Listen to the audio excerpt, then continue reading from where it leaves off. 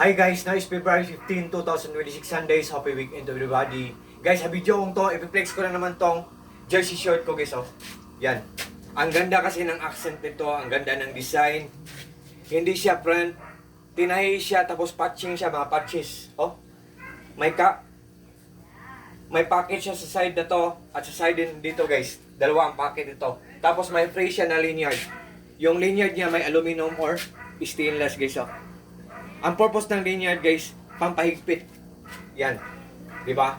Yan. Tapos ang ganda ng tela. Makapal siya, tapos double lining siya. Guys, oh. Ang height ko guys, ang height ko guys is 5.7 or 5.7 plus or 1/2. Yun, hindi ko masyadong yun. Tapos guys, ang sinuot ko is size large na shirt. Oh. Yan, oh. Large siya guys. Ito ang design niya dito. Tapos, oh. Yan. Ito din dito sa kabila. Oh, tapos may tinahi dito guys, oh. Oh. NBA na logo or emblem. O, di ba? Guys, galing to sa Dangerous Roman Shop. Ang ganda. Dangerous Roman Shop, more blessings to come sa shop niyo po. More clients to come. Ang ganda talaga ng mga jersey shorts nyo. Solid na solid po. Sobrang worth it po. Ang ganda talaga. And guys, believe me or not guys, maniwala kayo. Kasi hindi. Large to guys ha. Above the knee. Oh, above the knee.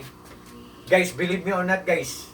Sa ngayon guys, nowadays guys, for now, nagte-trending to. Sometimes, bababa ang presyo niya.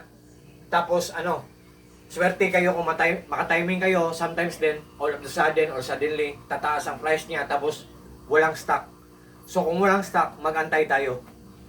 Yun. So, yan guys. Kung interesado kayo, hindi ako namimilit ha. Sa mga interesado lang, tingnan nyo ang mga reviews, mga comments, or mga reactions guys. Kung maganda, tapos mura lang, itry nyo guys.